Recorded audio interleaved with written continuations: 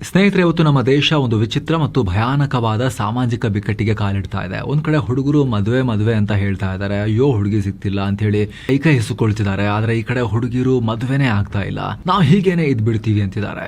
ಅದು 1-2% ಜನ ಅಲ್ಲ, ಬರೋಬ್ಬರಿ 20% ಹುಡುಗಿಯರು ಮದುವೆ ಬೇಡ ಅಂತ ಹೇಳ್ತಾ ಇದ್ದಾರೆ. ನಿಮಗೆ ನೆನಪಿದೆಯೋ ಇಲ್ಲೋ ಗೊತ್ತಿಲ್ಲ, 1-2 ವರ್ಷಗಳ ಹಿಂದೆ ಮಂಡ್ಯದಲ್ಲಿ ನೂರಾರು ಯುವಕರು ನಮಗೆ ಹೆಣ್ಣು ಕೊಡಿ ದೇವರೇ ಅಂತ ಹೇಳಿ ಮಲೆ ಮಹದೇಶ್ವರ ಬೆಟ್ಟಕ್ಕೆ ಪಾದಯಾತ್ರೆ ಮಾಡಿದ್ರು. ಅದು ನ್ಯಾಷನಲ್ ಲೆವೆಲ್ನಲ್ಲಿ ವೈರಲ್ ಆಗಿತ್ತು. ರೈತರ ಮಕ್ಕಳಿಗೆ, ಹಳ್ಳಿ ಕಡೆ ಇರೋ ಯುವಕರಿಗೆ ಹೆಣ್ಣು ಸಿಗ್ತಿಲ್ಲ ಅನ್ನೋದು ಜಾಗತಿಕ ಮಟ್ಟದಲ್ಲಿ BBC ಅಂತ ಮೀಡಿಯಾದಲ್ಲೂ ಕೂಡ ಸುದ್ದಿಯಾಗಿತ್ತು. ಬರೀ ನ್ಯಾಷನಲ್ ಯಾಕೆ, ಇಂಟರ್ನ್ಯಾಷನಲ್.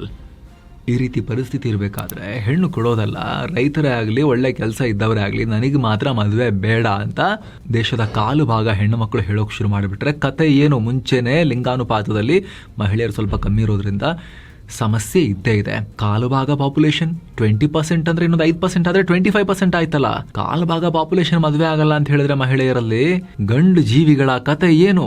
ಇದು ಸಿಂಪಲ್ ಸಮಸ್ಯೆ ಅಲ್ಲ.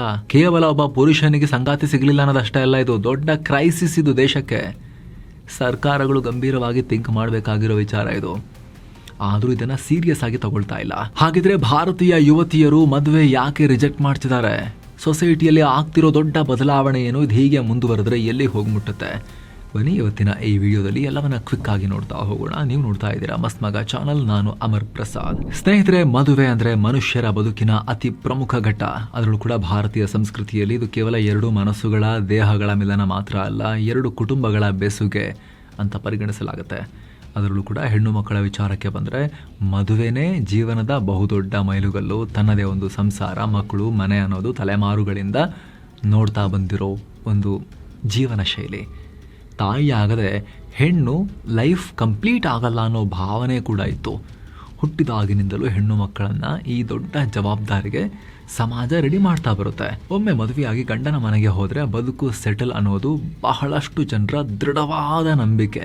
ಅಂಥದ್ರಲ್ಲಿ ಇದರ ಸಹವಾಸನೆ ಬೇಡ ಅಂತಿರೋ ಮಹಿಳೆಯರ ಸಂಖ್ಯೆ ಈಗ ಜಾಸ್ತಿ ಆಗ್ತಾ ಇದೆ. ನ್ಯಾಷನಲ್ ಸ್ಟ್ಯಾಟಿಸ್ಟಿಕಲ್ ಆಫೀಸ್ NSO ಸರ್ಕಾರಿ ಏಜೆನ್ಸಿ ಸ್ವಾಮಿ, ಕೇಂದ್ರ ಸರ್ಕಾರದ್ದು, ಅವ್ರ ಡೇಟಾ ಪ್ರಕಾರ, ಕರೆಕ್ಟಾಗಿ ಕೇಳಿಸ್ಕೊಳ್ಳಿ ಸ್ನೇಹಿತರೆ, ಕೇಂದ್ರ ಸರ್ಕಾರದ ನ್ಯಾಷನಲ್ ಸ್ಟ್ಯಾಟಿಸ್ಟಿಕಲ್ ಆಫೀಸ್ ಡೇಟಾ ಪ್ರಕಾರ, ಯಾಕೆ ಇದನ್ನು ಒತ್ತಿ ಹೇಳ್ತಿದ್ದೀವಿ ಅಂದರೆ ಯಾರೋ ರ್ಯಾಂಡಮ್ ಸರ್ವೆ ಮಾಡಿರ್ತಾರೆ ಬಿಡಿ, ಅದು ಅಷ್ಟು ನಿಜ ಇರಲಿಕ್ಕಿಲ್ಲ ಅಂತ ಅನಿಸ್ಬೋದು ತುಂಬ ಜನಕ್ಕೆ, ಅದಕ್ಕೆ ರಿಪೀಟ್ ಮಾಡಿ ಹೇಳಿದ್ದೀವಿ ಅದನ್ನು.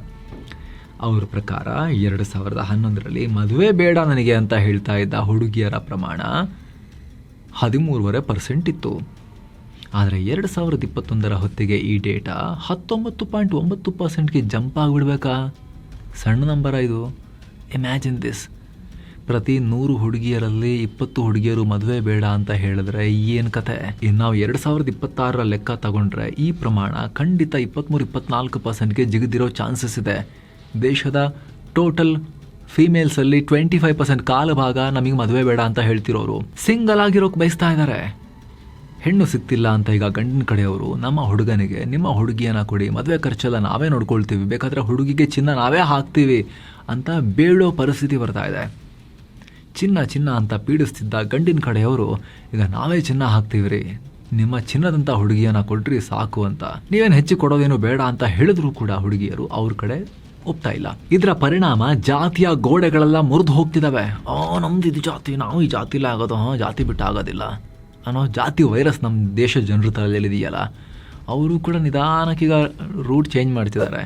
ಅದನ್ನು ಬಿಟ್ಟು ಹೆಣ್ಣು ಸಿಕ್ಕಿದ್ರೆ ಸಾಕು, ಹೆಣ್ಣು ಜಾತಿದೊಂದು ಮನುಷ್ಯರು ಸಿಕ್ಕರೆ ಸಾಕು ಅನ್ನೋ ರೀತಿ ಆಗ್ಬಿಟ್ಟಿದ್ದಾರೆ ಈಗ. ಯಾವ ಲೆವೆಲ್ಗಂದ್ರೆ ದೇಶದ ಅನೇಕ ಕಡೆ ನಿಧಾನಕ್ಕೆ ಪೋಷಕರೇ ಮುಂದೆ ನಿಂತು ಇಂಟರ್ ಕ್ಯಾಸ್ಟ್ ಮ್ಯಾರೇಜ್ಗಳನ್ನು ಮಾಡೋ ಲೆವೆಲ್ಗೆ ಸಿಚುವೇಶನ್ ಚೇಂಜ್ ಆಗ್ತಾ ಇದೆ. ತುಂಬ ಅಲ್ಲ, ನಿಧಾನಕ್ಕೆ ಈ ಬದಲಾವಣೆ ಶುರು ಆಗಿದೆ, ಬೇರೆ ದಾರಿ ಇಲ್ಲದೆ. ಗ್ರಾಮೀಣ ಭಾಗದಲ್ಲೆಲ್ಲ ಮುಂಚೆ ಲವ್ ಮ್ಯಾರೇಜ್ ಅಂತ ಹೇಳಿದ್ರೆ ಅಪರಾಧ ತರ ನೋಡ್ತಿದ್ರಲ್ಲ, ಅಯ್ಯೋಯ್ಯೋ ಅನಾಹುತ ಆಯ್ತು, ನ್ಯೂಕ್ಲಿಯರ್ ಬಾಂಬ್ ಬ್ಲಾಸ್ಟ್ ಆಯ್ತು ಅಂತ ಹೇಳಿ ಬಿಹೇವ್ ಮಾಡ್ತಿದ್ರಲ್ಲ, ಅವರೆಲ್ಲ ಈಗ ಮಗನ ವಯಸ್ಸು ಮೇಲೆ ಹೋಗ್ತಾ ಇದೆ, ಅಯ್ಯೋ ಆಗ್ತಿಲ್ಲ ಕಣಪ್ಪ, ನೀನೇ ಯಾರು ಹುಡ್ಕೊಳಪ್ಪ, ನಾವು ಮಾಡ್ತೀವಿ, ನೀ ತೋರಿಸೋರಿಗೆ ಮಾಡ್ತೀವಿ ಅಂತೇಳಿ ಚೇಂಜ್ ಆಗ್ತಿದ್ದಾರೆ. ಆದರೆ ಹೆಣ್ಮಕ್ಳು ಮಾತ್ರ ದೊಡ್ಡ ಸಂಖ್ಯೆಯಲ್ಲಿ ಈಗ ಮದುವೆ ಬೇಡ ಅಂತ ಕುತ್ಕೊಂಡಿದ್ದಾರೆ. ಇದರ ಜೊತೆಗೆ ನಮ್ಮ ದೇಶದಲ್ಲಿ ಸೆಕ್ಸ್ ರೇಷಿಯೋ, ಲಿಂಗಾನುಪಾತ ನ್ಯಾಷನಲ್ ಲೆವೆಲ್ನಲ್ಲಿ 1000 ಪುರುಷರಿಗೆ 1020 ಮಹಿಳೆಯರಿದ್ದಾರೆ ಅಂತ ಡೇಟಾ ಹೇಳುತ್ತೆ. ಆದರೆ ಕರ್ನಾಟಕದಲ್ಲಿ ಹಂಗಿದೆಯಾ? ಉಲ್ಟಾ. 2011ರ ಜನಗಣತಿ ಪ್ರಕಾರ ಕರ್ನಾಟಕದಲ್ಲಿ ಓವರ್ ಆಲ್ ಸೆಕ್ಸ್ ರೇಷಿಯೋ 1000 ಗಂಡಸರಿಗೆ 973 ಹೆಣ್ಣುಮಕ್ಕಳಿರೋದು. ದಾವಣಗೆರೆ, ಬೆಳಗಾವಿ, ಗುಲ್ಬರ್ಗ, ಬಿಜಾಪುರ, ಬೀದರ್ ಈ ಭಾಗದಲ್ಲಿ ಈ ಸಮಸ್ಯೆ ಇನ್ನೂ ಜಾಸ್ತಿ ಗ್ಯಾಪ್ ಇದೆ. ಫೀಮೇಲ್ಸ್ ಕಮ್ಮಿ ಇದಾರಲ್ಲೇ. ಹಾಗಿದ್ರೆ ಯಾಕೆ ಹೀಗಾಗ್ತಾ ಇದೆ? ಮಹಿಳೆಯರು ನಾನು ಮದುವೆ ಆಗಲ್ಲ ಏನೀಗ ಅಂತ ಹೇಳಕ್ಕೆ ಏನು ಕಾರಣ? ಒಂದೆರಡಲ್ಲ, ಅನೇಕ ಕಾರಣಗಳಿವೆ. ಅವರು ಯೋಚನೆ ಮಾಡೋ ರೀತಿನೇ ಬದಲಾಗಿದೆ. ಈಗ ಮಹಿಳೆಯರು ಹೇಗೆ ಥಿಂಕ್ ಮಾಡ್ತಿದ್ದಾರೆ ಅಂದರೆ, ನಮ್ಮ ಜೀವನ ನಡೆಸೋಕೆ ನಿಜವಾಗ್ಲೂ ಗಂಡಿನ ಅವಶ್ಯಕತೆ ಇದೆಯಾ, ಗಂಡ ಬೇಕೇ ಬೇಕಾ ಅನ್ನೋ ಥರ ಥಿಂಕ್ ಮಾಡ್ತಿದ್ದಾರೆ. ನಿಮಗೊಂದು ಡೇಟಾ ತೋರಿಸ್ತೀವಿ ನೋಡಿ. ಭಾರತ ಸರ್ಕಾರದ ಉನ್ನತ ಶಿಕ್ಷಣ ಸಮೀಕ್ಷೆ ಅಂದರೆ AISHE 2021-22 ಡೇಟಾ ನೋಡಿ. ಉನ್ನತ ಶಿಕ್ಷಣ ಪಡಿತಾ ಇರೋ ಮಹಿಳೆಯರ ಸಂಖ್ಯೆ 2014-15ರಲ್ಲಿ 1.57 ಕೋಟಿ ಇತ್ತು. ಆದರೆ 2021-22ರ ಹೊತ್ತಿಗೆ 2.07 ಕೋಟಿಗೆ ತಲುಪಿದೆ. ಹಾಗಂತ ಇದನ್ನು ನಿಮಗೆ ಹೆಚ್ಚು ಓದಿದ ತಕ್ಷಣ ಮದುವೆ ಬೇಡ ಅಂತ ಹೇಳ್ತಿದ್ದಾರೆ ಅಂತ ಆ ರೀತಿ ಹೇಳ್ತಾ ಇಲ್ಲ. ಆದರೆ ಇಲ್ಲಿ ಶಿಕ್ಷಣ ಮಹಿಳೆಯರಿಗೆ ಹೆಚ್ಚಿನ ಟೈಮ್ ಕೊಡ್ತಾ ಇದೆ, ಆದಾಯ ಕೊಡ್ತಾ ಇದೆ, ಹೆಚ್ಚು ಆಪ್ಷನ್ಸ್ ಕೊಡ್ತಾ ಇದೆ. ಈಗ ಅವರ ಲೈಫನ್ನು ಅವರ ಮನೆಯವರಿಗಿಂತ ಅವರೇ ಡಿಸೈಡ್ ಮಾಡ್ಕೊಳ್ತಿದ್ದಾರೆ. ಮದುವೆ ಬೇಡ ಅಂತಿರೋ ಬಹುತೇಕ ಮಹಿಳೆಯರ ಕೈಯಲ್ಲಿ ಒಂದು ಜಾಬ್ ಇರುತ್ತೆ. ಅವರು ಫಿನಾನ್ಷಿಯಲಿ ಫ್ರೀಡಮ್ ಆಗಿರ್ತಾರೆ. ಜಾಬ್ ಮಾಡಿಲ್ಲ ಅಂದರೂ ಜಾಬ್ ಮಾಡೋಕ್ಕೆ ಬೇಕಾದ ವಿದ್ಯಾರ್ಹತೆ ಅವರಿಗಿರುತ್ತೆ. ಅದೇ ಕಾರಣಕ್ಕೆ ಹೇಳೋದು ಸ್ನೇಹಿತರೆ, ಪತ್ನಿಯನ್ನ, ಸಂಗಾತಿಯನ್ನ ಮನೆಯಲ್ಲಿ ಕಿಚನಿಗೆ ಸೀಮಿತ ಮಾಡೋ ಮೈಂಡ್ಸೆಟ್ ಇರೋ ಪುರುಷರು ಬಾವಿಯೊಳಗಿನ ಕಪ್ಪೆ ಥರ ಇರೋದ್ರ ಬದಲಿಗೆ ಆ ಮನಸ್ಥಿತಿಯಿಂದ ಹೊರ ಬರಲೇಬೇಕು ಅಂಥೇಳಿ. ಕಾಲದ ಅನಿವಾರ್ಯತೆ ಇದು. ಗಂಡ ಹಾಗೂ ಗಂಡನ ಮನೆ ನಡೆಸೋದಕ್ಕೆ ಮಾತ್ರ ಸೀಮಿತ ಅಲ್ಲ, ಅದನ್ನು ಒಂದೋ ಶೇರ್ ಮಾಡ್ಕೊಂಡು ಮಾಡಬೇಕು. ಇಲ್ಲ ಅಂತ ಹೇಳಿದಕ್ಕೆ ಯಾರಾದರೂ ಹೈರ್ ಮಾಡಿ ನಿಮ್ಮ ಪತ್ನಿ ಕ್ವಾಲಿಫೈಡ್ ಆಗಿದ್ದರೆ ಸೂಕ್ತ ಸಂದರ್ಭದಲ್ಲಿ ಮಗು ಒಂದು ಅಟ್ಲೀಸ್ಟ್ 1ನೇ ಕ್ಲಾಸಿಗೆ ಹೋಗುವಷ್ಟರಲ್ಲಾದರೂ ಕೂಡ, ಅಟ್ಲೀಸ್ಟ್ ಆ ಟೈಮ್ನಲ್ಲಾದರೂ ಕೂಡ ಅವರು ಅವರ ಉದ್ಯೋಗವನ್ನು ಶುರು ಮಾಡೋದಕ್ಕೆ ಎನ್ಕರೇಜ್ ಮಾಡಬೇಕು. ನೀನು ಹೋಗು, ಮನೆ ಕೆಲಸಕ್ಕೆ ಯಾರನ್ನಾರು ಹೈರ್ ಮಾಡ್ಕೊಳ್ಳೋಣ, ನೀನು ದುಡಿತೀಯ, ನಾನು ದುಡಿತಾ ಇದ್ದೀನಲ್ವಾ, ಮನೇಲಿ ಕೆಲಸ ಮಾಡೋಕ್ಕೆ ಯಾರನ್ನಾರು ತಗೊಂಡ್ರೆ ಆಯಿತು. ನಿನ್ನ ಟ್ಯಾಲೆಂಟ್ ಇರೋದು ಮನೆ ಕೆಲಸ ಮಾಡೋಕ್ಕಲ್ಲ ಅನ್ನೋದನ್ನು ಪುರುಷರು ಹೇಳಬೇಕು. ಇಲ್ಲ ಅಂತ ಹೇಳಿದ್ರೆ ಪರಿಸ್ಥಿತಿ ಇನ್ನೂ ಬಿಗಡಾಯಿಸ್ತಾ ಹೋಗುತ್ತೆ ನೋಡಿ. ಜೊತೆಗೆ ಹೆಣ್ಣು ಹೆತ್ತವರ ಮನೆಯಲ್ಲೂ ಕೂಡ ಸೀನ್ ಚೇಂಜ್ ಆಗಿದೆ. ಮುಂಚೆ ಏನಾಗಿತ್ತು, ಹೆಣ್ಮಕ್ಳಿದ್ರೆ ಅವ್ರಿಗೆ ಬೇಗ ಮದುವೆ ಮಾಡಬೇಕು, ಗಂಡ ಮನೆ ಕಳಿಸ್ಬಿಡ್ಬೇಕು, ಇದನ್ನೇ ನೋಡ್ತಾ ಇದ್ರು, ಕಾಯ್ತಾ ಇರ್ತಿದ್ರು ಮದುವೆ ಮಾಡಿ ಹೊರಗೆ ದಬ್ಬಕ್ಕೆ. ಆದ್ರೆ ಈಗ ಹೆಣ್ಮಕ್ಳು ಓದಿ ವಿದ್ಯಾಭ್ಯಾಸ ಪಡ್ಕೊಂಡು ಬರ್ತಿರೋದ್ರಿಂದ, ಸೊಸೈಟಿಯಲ್ಲಿ ಮಹಿಳೆಯರಿಗೆ ಜಾಬ್ಸ್ ಆಪರ್ಚುನಿಟಿ ಕೂಡ ಜಾಸ್ತಿ ಆಗಿರೋದ್ರಿಂದ ಪೇರೆಂಟ್ಸ್ ಪ್ರೆಷರ್ ಹಾಕ್ತಾ ಇಲ್ಲ. ಯಾಕೆ ಅಂತ ಹೇಳಿದ್ರೆ, ಮಗಳು ದುಡಿದು ಮನೆಗೆ ಹೆಲ್ಪ್ ಮಾಡ್ತಿದ್ದಾಳೆ. ಮದುವೆ ಆಗಿ ಹೋಗ್ಬಿಟ್ರೆ ಮನೆಗೆ ಬರಬೇಕಾಗಿರೋ ಆ ಇನ್ಕಮ್ ಕೂಡ ಕಮ್ಮಿ ಆಗುತ್ತೆ ಅನ್ನೋ ಲೆಕ್ಕಾಚಾರ ಪೇರೆಂಟ್ಸ್ಗೆ ಬರ್ತಾ ಇದೆ ಈಗ.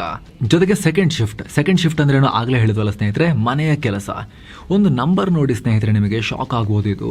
ಟೈಮ್ ಯೂಸ್ ಸರ್ವೆ 2019 ಭಾರತದ ಡೇಟಾ ನೋಡಿ ನೀವು. ಮನೆ ಕೆಲಸ, ಅಡುಗೆ, ಕ್ಲೀನಿಂಗ್, ಇದರಲ್ಲಿ ಮಹಿಳೆಯರು ದಿನಕ್ಕೆ 299 ಮಿನಿಟ್ಸ್, ನಿಯರ್ಲಿ 5 ಅವರ್ಸ್ ಕಳೀತಾರೆ. ಆದರೆ ಪುರುಷರು ಕಳೆಯೋದು ಕೇವಲ 97 ಮಿನಿಟ್ಸ್ ಆನ್ ಅನ್ ಆವ್ರೇಜ್. ದೊಡ್ಡ ಗ್ಯಾಪ್ ಇದೆ. ಮನೆಗೆ ಬಂದು ಮತ್ತೆ 4-5 ಗಂಟೆ ಕೆಲಸ. ಇದನ್ನು ಹುಡುಗಿಯರು ಇವಾಗ ಸೆಕೆಂಡ್ ಶಿಫ್ಟ್, ಇನ್ನೊಂದು ಎಕ್ಸ್ಟ್ರಾ ಕೆಲಸ, ಆಫೀಸಲ್ಲಿ ದುಡಿಯೋದು ಫಸ್ಟ್ ಶಿಫ್ಟ್, ಮನೇಲಿ ಬಂದು ಮತ್ತೆ ಕೆಲಸ ಮಾಡೋದು ಸೆಕೆಂಡ್ ಶಿಫ್ಟ್ ಅಂತ ಯೋಚನೆ ಮಾಡ್ತಾ ಇದ್ದಾರೆ. ಇದನ್ನು ನೋಡಿ ಬೇಸತ್ತು ಹೋಗಿದ್ದಾರೆ. ಮದುವೆಯಾಗಿ ಪ್ರತಿದಿನ ಅಡ್ಜಸ್ಟ್ ಆಗಿ ಒದ್ದಾಡಿ ಹಿಂಸೆ ಅನುಭವಿಸೋದಕ್ಕಿಂತ ಸಿಂಗಲ್ ಆಗಿರೋದೇ ಹೆಚ್ಚು ನೆಮ್ಮದಿ ಅಂತ ಅವ್ರಿಗೆ ಅನಿಸ್ತಾ ಇದೆ. ಹೊರಗೆ ಮಾತ್ರ ಅಲ್ಲ, ತಮ್ಮದೇ ಕುಟುಂಬದಲ್ಲಿ ತಾಯಂದಿರ ಕಷ್ಟಗಳನ್ನ, ಅವರು ಕಳೆದುಕೊಂಡ ಕರಿಯರ್ನೆಲ್ಲ ನೋಡಿರ್ತಾರಲ್ಲ, ನಾವು ಆ ತಪ್ಪನ್ನ ರಿಪೀಟ್ ಮಾಡಲ್ಲ ಅಂತ ಹೇಳ್ತಿದ್ದಾರೆ. ಹಾಗಾದ್ರೆ ಮದುವೆ ಆಗದೆ ಹೋದ್ರೆ ವಯಸ್ಸಾದ ಕಾಲದಲ್ಲಿ ವೃದ್ಧಾಪ್ಯದಲ್ಲಿ ಯಾರು ನೋಡ್ಕೋತಾರೆ? ಅದಕ್ಕೂ ಅವ್ರ ಬಳಿ ಪ್ಲಾನ್ ಇದೆ. ಅದನ್ನ ಚೋಸನ್ ಫ್ಯಾಮಿಲೀಸ್ ಅಂತ ಹೇಳ್ತಾರೆ. ಗಂಡ ಮತ್ತು ಮಕ್ಕಳೇ ಆಸರೆ ಅನ್ನೋ ಬದಲು ಉಳಿತಾಯ, ಪ್ರಾಪರ್ಟಿ, ಹೆಲ್ತ್ ಕೇರ್ ಪ್ಲಾನಿಂಗ್ ಮತ್ತು ಆಪ್ತ ಸ್ನೇಹಿತರ ಬಳಗವನ್ನು ಅವರು ಕಟ್ಕೊಳ್ತಾ ಇದ್ದಾರೆ. ಇವಿಷ್ಟು ಒಂದು ಕಡೆ ಆದರೆ, ಇನ್ನೊಂದು ಕಡೆ ನಾವಾಗಲೇ ಇನ್ನೊಂದು ಟ್ರೆಂಡ್ ಅಂತ ಹೇಳಿದ್ವಲ್ಲ, ಆ ಆ್ಯಂಗಲ್ನಲ್ಲಿ ನೋಡಿದ್ರೆ ಇದರ ಪರಿಣಾಮ ಭೀಕರವಾಗಿರುತ್ತೆ. ಇದು ಇಡೀ ಸಮಾಜದ ಮೇಲೆ ಪರಿಣಾಮ ಬೀರುತ್ತೆ. ನಮ್ಮ ಎಕಾನಮಿಗೆ ದೊಡ್ಡ ಪೆಟ್ಟು ಕೊಡುತ್ತೆ. ಮದುವೆ ಪ್ರಮಾಣ ಕಮ್ಮಿ ಆದಂತೆ ಜನನ ಪ್ರಮಾಣ ಕುಸಿಯುತ್ತೆ. ಆಲ್ರೆಡಿ ಕರ್ನಾಟಕದ TFR ಟೋಟಲ್ ಫರ್ಟಿಲಿಟಿ ರೇಟ್ 1.5 ಇದೆ. ಅಂದರೆ ಒಬ್ಬ ಮಹಿಳೆ ತನ್ನ ಜೀವಿತಾವಧಿಯಲ್ಲಿ ಸರಾಸರಿ ಹೆರುವ ಮಕ್ಕಳ ಸಂಖ್ಯೆ ಇದು 2.1 ಇರಬೇಕು. ಅದಕ್ಕಿಂತ ಕಮ್ಮಿ ಇದ್ರೆ ಫ್ಯೂಚರ್ನಲ್ಲಿ ಜನಸಂಖ್ಯೆ ಕುಸಿಯುತ್ತೆ, ವಯಸ್ಸಾದವರ ಸಂಖ್ಯೆ ಹೆಚ್ಚಾಗುತ್ತೆ. ಜನಸಂಖ್ಯೆ ಕಮ್ಮಿ ಆದರೆ ಏನಾಗುತ್ತೆ, ಫ್ಯೂಚರ್ನಲ್ಲಿ ವರ್ಕಿಂಗ್ ಕ್ಲಾಸ್ ಕಮ್ಮಿ ಆಗುತ್ತೆ, ದೇಶದ ಪ್ರೊಡಕ್ಟಿವಿಟಿ ಕಮ್ಮಿ ಆಗುತ್ತೆ. ಈಗ ಆಲ್ರೆಡಿ ಗ್ರಾಮೀಣ ಭಾಗದ ಪುರುಷರು ಡಿಪ್ರೆಸ್ ಆಗ್ತಿದ್ದಾರೆ.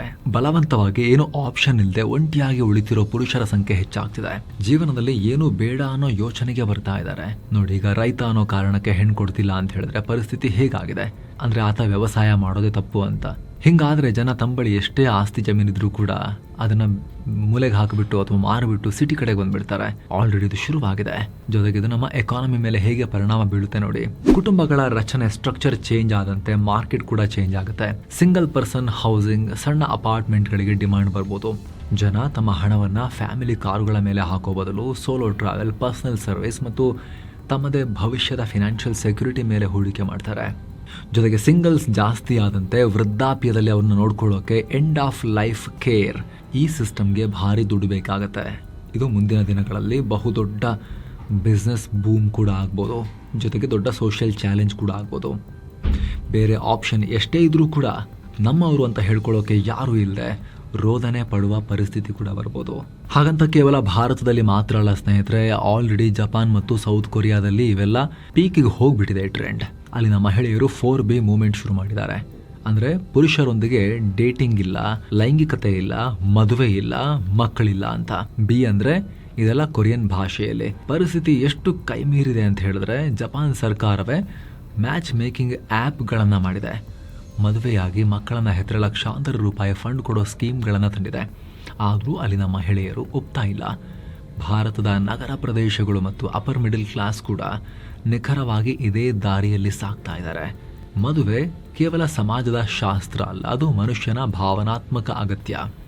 ಸೋಲು, ಹತಾಶೆ, ನೋವುಗಳು ಎದುರಾದಾಗ ನಾನಿದ್ದೀನಿ ಅಂತ ಬೆನ್ನು ತಟ್ಟೋ, ಯಾವುದೇ ಜಜ್ಮೆಂಟ್ ಇಲ್ಲದೆ ಅರ್ಥ ಮಾಡಿಕೊಳ್ಳೋ ಒಬ್ಬ ವ್ಯಕ್ತಿ, ಆ ಭಾವನಾತ್ಮಕ ಆಸರೆ ಸಿಗೋದು ಒಬ್ಬ ಸಂಗಾತಿಯಿಂದ ಮಾತ್ರ.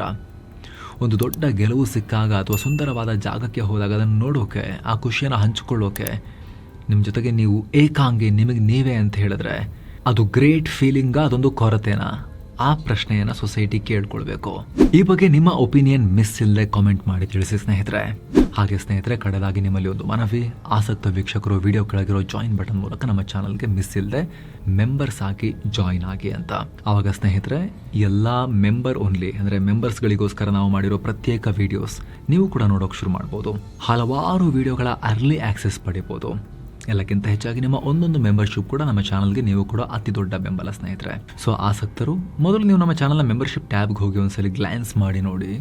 ನಾವು ಆಲ್ರೆಡಿ ಪಬ್ಲಿಷ್ ಮಾಡಿರೋ ಮೆಂಬರ್ ಓನ್ಲಿ ವೀಡಿಯೋಸನ್ನು ಅವು ಯೂಸ್ಫುಲ್ ಅಂತ ಅನಿಸಿದ್ರೆ ನೀವು ಫರ್ದರ್ ಆಮೇಲೆ ಡಿಸೈಡ್ ಮಾಡಿ ನಮ್ಮ ವಿಡಿಯೋ ಕೆಳಗಡೆ, ನಮ್ಮ ಚಾನಲ್ನಲ್ಲಿ ವಿಡಿಯೋ ಕೆಳಗಡೆ ಇರೋ ಜಾಯಿನ್ ಬಟನ್ ಮೂಲಕ ನೀವು ನಮ್ಮ ಚಾನಲ್ಗೆ ಮೆಂಬರ್ ಆಗಿ ಜಾಯಿನ್ ಆಗ್ಬೋದು ಫಾರ್ ಎ ಸ್ಮಾಲ್ ಅಮೌಂಟ್. ಮತ್ತೆ ಭೇಟಿ ಆಗ್ತಿರೋಣ ಸ್ನೇಹಿತರೆ. ನಮಸ್ಕಾರ.